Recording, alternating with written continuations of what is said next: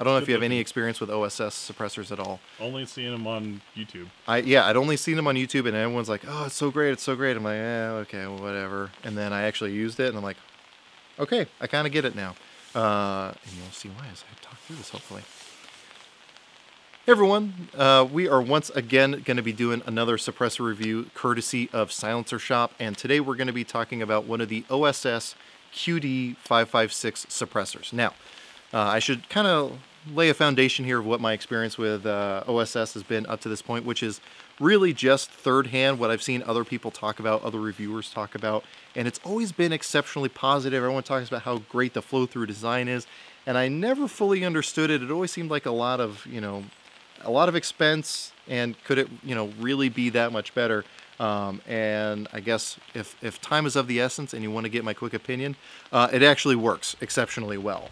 But if you want to see me qualify that, definitely stick around and we'll talk a little bit more about this thing. So right now I have this thing attached to my Beretta ARX 100, my Italian galleon, as I like to call it. And again, if you've been watching my suppressor reviews, you know that one of the suppressors that I tested with this thing, actually the first suppressor that went on this thing, was a Silencer Hybrid 46. And when I was shooting it, I could only put like 4 or 5 rounds through it before I had to stop because I had so much gas in the face. And I thought maybe this gun just doesn't like to be suppressed, which was weird because I've seen Military Arms Channel shoot his almost exclusively suppressed. But hey, maybe he's more tolerant to gas than I am.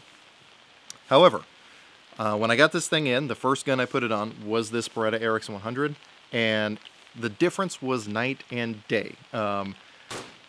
Doing some shooting with this, I at most could just smell a little bit of excessive gas over just shooting this thing normally unsuppressed.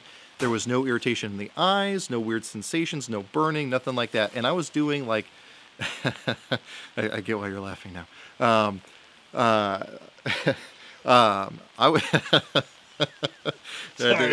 you're good. I didn't process that right away. That brings me back to videos I watched in high school about my changing body. Anyway, so the overall experience of shooting this thing suppressed was vastly better, and it's also worth mentioning that the Beretta ARX 100 does not have a suppressed setting. It's just normal and adverse. So there's really nothing to help mitigate the amount of gas coming back. All of it is flowing directly through the suppressor. Now, when I first started attaching this was where we started getting into features that I thought was weird at first, but as I used it, made way more sense. So first of all, if I go to, say, tighten this suppressor, you'll notice that it actually comes loose. So the threading on, obviously, the muzzle device being 1/2x28 is your typical right-hand threads. However, the coarse threads that the suppressor mounts to is reverse threaded. I thought that was super weird. However, the cool thing there is, let's say this thing does get carbon locked, which I don't expect it to. All you have to do is continue to tighten it, and it's not like your muzzle device is going to break loose from the gun.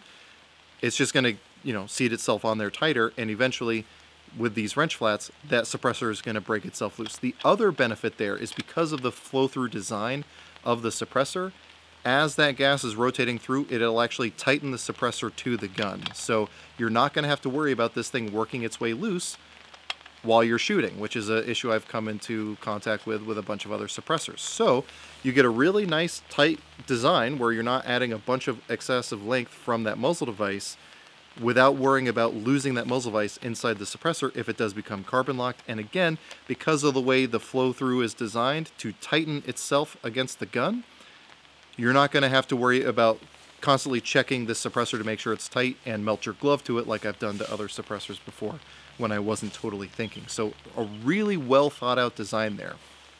Now, with the flow-through design, you do obviously sacrifice the overall sound volume depending on where you're metering it from. So I will say that I actually did shoot this without ears on at my other range that I used to do filming at, and will hopefully no longer be a member at here before too much longer. And I can say it wasn't unpleasant for a couple rounds. It wasn't making my ears ring or anything like that. You guys know my general philosophy with 5.56 is if you're shooting more than a couple rounds, wear hearing protection, and that's all I did. But it really wasn't bad. Now, if you were to meter it, 1.6 meters to the left, like the old military method used to be, it's probably going to be significantly louder. But I don't really care if it's louder to these people over here. I care if it's louder to my ear back here or my teammates immediately next to me.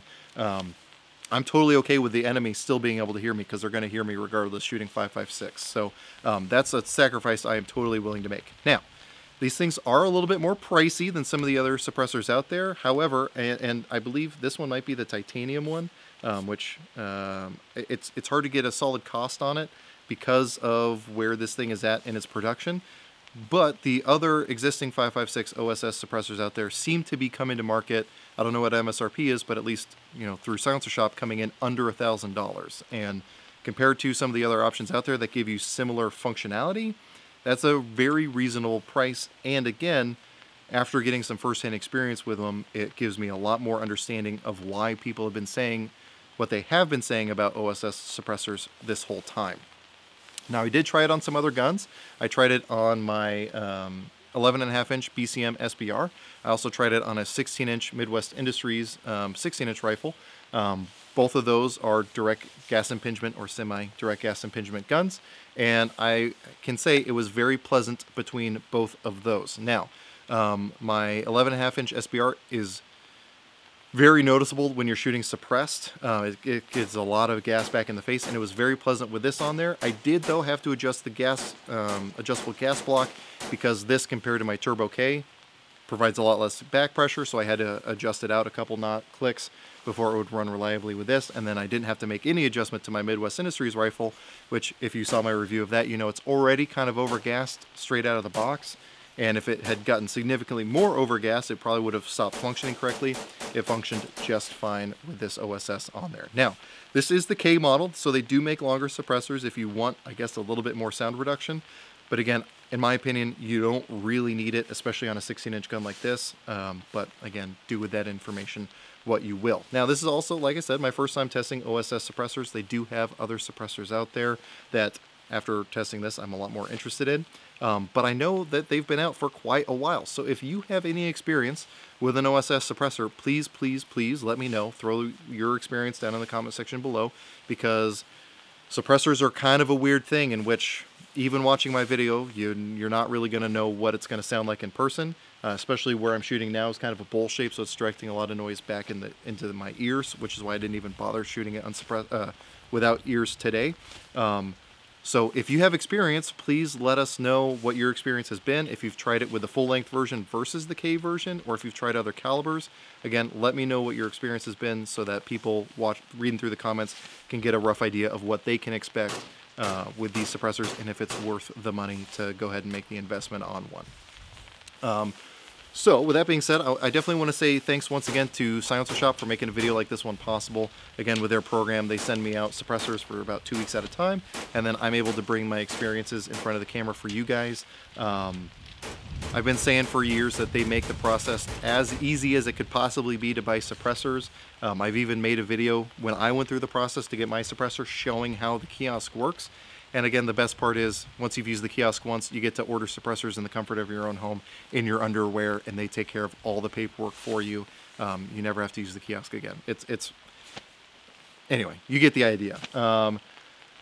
And then I also want to say thanks to my patrons. Even though, you know, Silencer Shop sent out the suppressor for review, ammo is not cheap and it's not free. So I want to say thanks to my patrons for making a video like this one possible.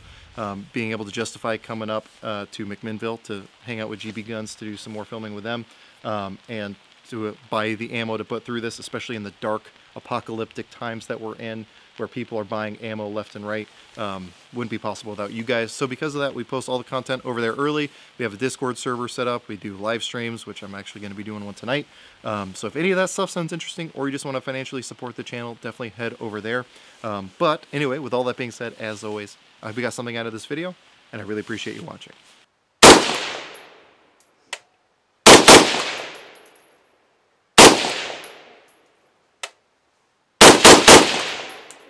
Yeah, I mean, some, but yeah, it's not like I can smell it, yeah, but I'm not like any other my senses. eyes aren't burning. Yeah, exactly. That's cool. Which I had to literally stop shooting with the 46 caliber suppressor on it. I can believe that.